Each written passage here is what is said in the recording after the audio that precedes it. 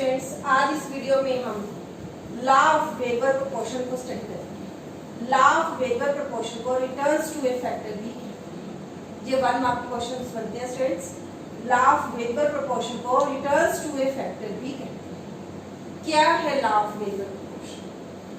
Law of weber proportion का मतलब है जब एक वेरिएबल को चेंज करके बाकी सभी फैक्टर्स फिक्स रहते हैं तब उसकी प्रोडक्शन में, टोटल प्रोडक्शन में क्या चेंजेस आते हैं उसको हम कहते हैं law of weber proportion. Law of weber proportion is a short run production function. ये भी 1 मार्क का क्वेश्चन है। लॉ ऑफ वेबर प्रोपोर्शन क्या है? Short run production function. It means that as more and more of the variable factor में, जैसे जैसे हम एक से एक ज्यादा फैक्टर, वेरिएबल फैक्टर यूज करते हैं, स्टार्टिंग में फैक्टर्स में additionally rise the total production. Starting में टोटल प्रोडक्शन राइज करती है, but even the situation must come, but even a situation must come when marginal products of the variable factor stops decline।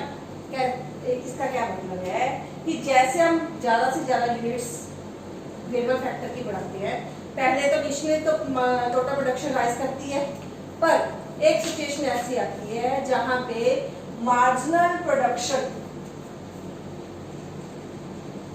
Of the variable factor starts decline, तब वो decline करना start करती है। इसको मैंने 3 stages बना के एक्सप्लेन किया है और एक टेबल के थ्रू एक्सप्लेन किया है। यहाँ पे रिलेशन और behaviour of total production and marginal production. यहाँ पे 3 स्टेजेस आती हैं, stage 1, second and third. First stage में क्या होता है? Increasing returns to a factor. जब टोटल प्रोडक्शन बढ़ रही है इंक्रीजिंग रेट पे, तब marginal production of the commodity भी इंक्रीज करती है। तब मार्जिनल, जब टोटल प्रोडक्शन इंक्रीज करती है इंक्रीजिंग रेट पे, तब मार्जिनल प्रोडक्शन भी इंक्रीज करती है। Total production of the commodity increases eight increasing. यहाँ पे मैं साथ ही साथ एग्जांपल शो कर रही हूँ स्टूडेंट्स। ये देखिए लैंड तो फिक्स ही है, जैसे जैसे ये लेबर की यूनिट्स बढ़ रही है, टोटल प्रोडक्शन यहाँ तक देखिए स्टूडेंट्स, पहले एक लेबर के साथ 2 यूनिट्स की प्रोडक्शन हो रही थी, फिर 2 यूनिट्स यूज करने पर 5 यूनिट्स की प्रोडक्शन होनी शुरू हो गई है, 3 यूनिट्स होने पर 9 यूनिट्स की प्रोडक्शन होनी शुरू हो गई है। मार्जिनल प्रोडक्ट है, पहले तो 2 का तो कोई चेंज नहीं होता, नेक्स्ट में कितने यूनिट्स की एडिशन हुई? 3। उसमें नेक्स्ट में कितने यूनिट्स की? 1 मोर यूनिट ऑफ वेरिएबल यूज करने पर कितने यूनिट्स की इंक्रीमेंट हुई? 4 यूनिट्स की। इसको क्या कहती है? Increasing returns to a factor. इसको क्या कहते हैं? Increasing returns to a factor. Second stage क्या है? Diminishing returns to a factor. Diminishing returns to a factor का मतलब है जब टोटल प्रोडक्शन इंक्रीज तो कर रही है लेकिन एट डिक्रीजिंग रेट, डिक्रीज करना शुरू हो गया। यहाँ पे टोटल प्रोडक्शन इंक्रीज तो कर रही है एट डिक्रीजिंग रेट, तो मार्जिनल प्रोडक्शन भी क्या होगी? डिक्रीज करनी शुरू हो जाएगी। ये था हमारा इंक्रीजिंग, तो मार्जिनल प्रोडक्शन भी डिक्रीज करना शुरू कर देगी। ये देखिए सेकंड स्टेज, यहाँ पे 4 यूनिट्स ऑफ हमने लेबर के यूनिट्स की प्रोडक्शन 12 यूनिट्स बढ़ तो गई है प्रोडक्शन, लेकिन 4 यूनिट्स की अपेक्षा 3 यूनिट्स, पहले 4 यूनिट्स तक पहुंच गई थी, अब वो कम होनी शुरू हो गई है 3। अब 5 यूनिट्स यूज किए हैं, 1 मोर लेबर, प्रोडक्शन तो इंक्रीज की है 12 से 14, लेकिन 3 की जगह 2 यूनिट्स ही प्रोड्यूस हुए। अब यहाँ पे 6 यूनिट्स प्रोड्यूस लेबर यूज किए हैं, तो प्रोडक्शन 15 यूनिट्स की हो गई है। तो कितनी इंक्रीमेंट हुई है? पहले 3 थी, 2 थी, 1। ये डिक्रीज कर रहा है। This is the diminishing returns to a factor. This is the diminishing returns to a factor. Now students, there is one more constant returns to a factor. ये देखिए यहाँ पे प्रोडक्शन कांस्टेंट है, लेबर तो हमने इंक्रीज की लेकिन production में कोई चेंज नहीं आई। This is the constant returns to a factor.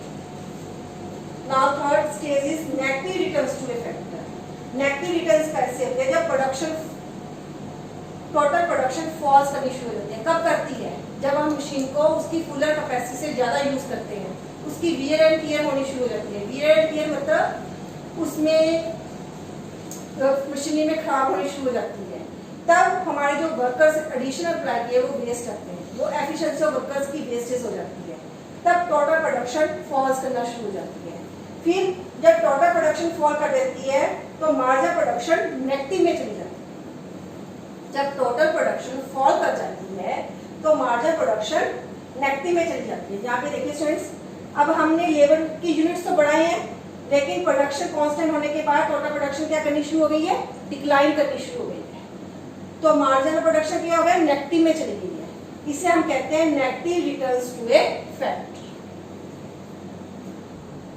Students, इस टेबल को आप डायग्राम के रूप में दिखाओ। आप ना शीट पे इक्वली डिस्ट्रीब्यूट कर लेना तो आपके पॉइंट्स इक्वल आएंगे। तो जैसे मैंने फर्स्ट डायग्राम में टोटल प्रोडक्शन ले ली, सेकंड डायग्राम में मैंने मार्जिनल प्रोडक्शन ले ली। टोटल प्रोडक्शन की हमारी मैक्सिमम यूनिट्स 15 तक जाती हैं, लेबर के 8 यूनिट्स हैं। सिमिलरली ये हमारी 4 पॉजिटिव में जाते हैं, नेगेटिव में, तो 8 यूनिट्स ऑफ लेबर है। तब कब तक टोटल प्रोडक्शन आपकी इंक्रीज कर रही है? इंक्रीजिंग रेट तक। ये जब हम 3 वेरिएबल ऑफ लेबर के 3 वेरिएबल्स यूज करते हैं तब हमारी प्रोडक्शन टोटल प्रोडक्शन इंक्रीज कर रही है इंक्रीजिंग रेट पे, और हमारे मार्जिनल प्रोडक्शन भी यहाँ पे मैक्सिमम है। This is the stage 4। यहाँ से देखिए पॉइंट्स को लगा रहे हैं स्टूडेंट्स। जैसे देखिए ये 8 लेबर्स है, 8 यूनिट्स ऑफ लेबर है। फर्स्ट पे 2, सेकंड पे 5, हाँ जैसे स्टूडेंट्स फर्स्ट पे 2 है, फर्स्ट पे 2 है तो सेकंड पे 5। ये फ्री हैंड मिलाई जाती है कर्व्स, इसमें कोई टेंशन की बात नहीं होती, ये फ्री हैंड ही मिलानी होती है आपने। फर्स्ट पे 2 यूनिट्स, सेकंड पे 5 यूनिट्स, थर्ड पे 9 यूनिट्स, फोर्थ पे 12 यूनिट्स, 5 पे 14, फिर 6 पे 15, 7 पे 15, देन डिक्लाइन करनी शुरू हो गई है 8 पे 13 यूनिट्स। तो हमने वहां से ड्रॉ किया, पॉइंट्स लगाए, फिगर को ड्रॉ कर यहाँ फिर हमने मार्जिनल प्रोडक्ट के लिए लेबर के पॉइंट्स लिए, पॉइंट्स लेके उसको ड्रॉ कर दिया। जैसे फर्स्ट पे 2 है, एक लेबर पे जब 2 लेबर्स यूज करते हैं तो मार्जिनल प्रोडक्शन कितनी हो जाती है? 3 पे 4। यहाँ पे ये देखिए फर्स्ट स्टेज कंप्लीट हो जाती है जब आपकी increasing returns to a factor है। तो ये मैंने इसके साथ कर दिया है कि ये हमारी फर्स्ट स्टेज है जब increasing returns to a factor. तो सेकंड स्टेज कहाँ? ये देखिए फिर ये डिक्लाइन करनी शुरू हो गई marginal production. 4 units of labour पे 3, 5 पे 2, 6 पे 1 और 7 पे 0 हो जाती है marginal production. This is our second stage, diminishing returns to a factor. Third पे टोटल प्रोडक्शन फॉल कर गई है तो यहाँ पे मार्जिनल प्रोडक्शन नेगेटिव में चली गई है। This is our third stage, यहाँ पे हमारी मार्जिनल प्रोडक्शन डिक्लाइन करनी शुरू हो गई। Now next concept is causes of increasing returns of a factor. हमें इंक्रीजिंग रेट क्यों मिलता है फैक्टर का? क्या रीजंस हैं कि पहले प्रोडक्शन राइज करते हैं? Fuller utilisation of the fix factor. Starting में हम फुली कैपेसिटी फिक्स फैक्टर्स की नहीं यूज करते। जैसे एक मशीन की कैपेसिटी 1000 यूनिट्स प्रोड्यूस करने की है, हम स्टार्टिंग में 200 यूनिट्स 400 यूनिट्स की प्रोडक्शन स्टार्ट करते हैं। उसकी maximum capacity 1000 units. So in starting stage the fix factor remains under utilised. जो फिक्स फैक्टर्स होते हैं वो पूरी तरह यूटिलाइज नहीं किए जाते। Additional units of the variable factor, जब हम वेरिएबल फैक्टर के एडिशनल यूनिट्स उनके यूनिट्स बढ़ाते जाते हैं more and more to total output, तो उनकी टोटल प्रोडक्शन ज़्यादा बढ़ती है। टोटल प्रोडक्शन बढ़ती है तो मार्जिनल प्रोडक्शन भी बढ़ती है to the variable factor. So variable factor tends to increase. इससे उसकी प्रोडक्शन बढ़ जाती है। Next is division of labour and increase in efficiency. जब हम लेबर की यूनिट्स बढ़ाते जाते हैं तब हम स्पेशलाइज्ड पर्सन को उनका वर्क हैंड ओवर करते हैं, इससे उनकी एफिशिएंसी भी बढ़ जाती है। इससे जब उनकी एफिशिएंसी बढ़ेगी तो प्रोडक्शन भी बढ़ेगी। सो हम इसको कैसे एक्सप्लेन करेंगे? जब डिवीजन ऑफ लेबर, जब यूनिट्स लेबर के ज़्यादा यूज होने शुरू हो जाती हैं, specialised worker may be used for different processes, तो उसके प्रोडक्शन की प्रोसेस के लिए हम एक्सपीरियंस और स्पेशलाइज्ड वर्कर्स को यूज करना शुरू कर देते हैं। This increases the efficiency and productivity of a labour factor. इससे उस लेबर फैक्टर की, उस वर्कर्स की एफिशिएंसी के कारण प्रोडक्शन में इंक्रीज होता है। So marginal production tends to rise, इससे मार्जिनल प्रोडक्शन बढ़ती है। Better coordination between the factors. Better coordination क्या है? So long as fix factor remains under utilise. जैसे कि पहले हमारे फिक्स फैक्टर्स अंडर यूटिलाइज पड़े हैं, उनको, उनकी कैपेसिटी को हमने पूरी तरह यूज नहीं किया है। Additional applicable of variable factor, अगर हम एडिशनल वेरिएबल जैसे मशीन के ऊपर एडिशनल लेबर्स का यूज करते हैं, improve the degree of coordination between the fixed and variable. तो जो उनमें तालमेल है उसमें इंप्रूवमेंट होती है। प्रॉपर मशीन का यूज होता है, प्रॉपर वर्कर्स का यूज होता है, इससे हमारी टोटल प्रोडक्शन और मार्जिनल प्रोडक्शन दोनों ही बढ़ जाती है। ये तो रीजंस थे कि इंक्रीज क्यों होती है हमारी प्रोडक्शन।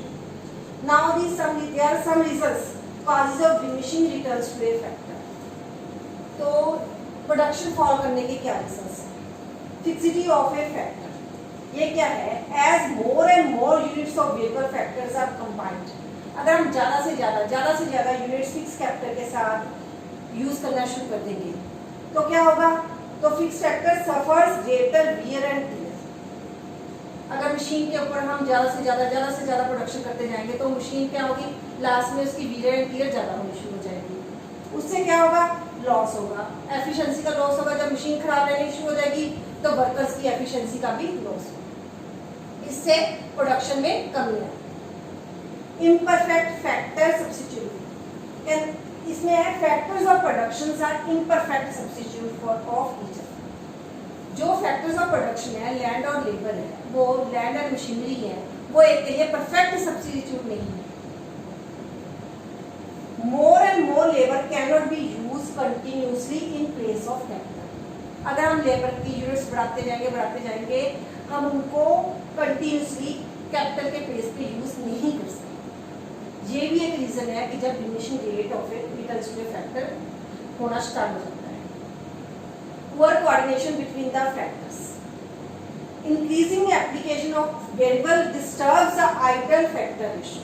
अगर हम वेरिएबल फैक्टर की रेशियो को बढ़ाते रहते हैं, उनकी यूनिट्स बढ़ाते रहते हैं, जो प्रॉपर एक ऑप्टिमम यूटिलाइजेशन ऑफ रेशियो होती है वो डिस्टर्ब हो जाती है।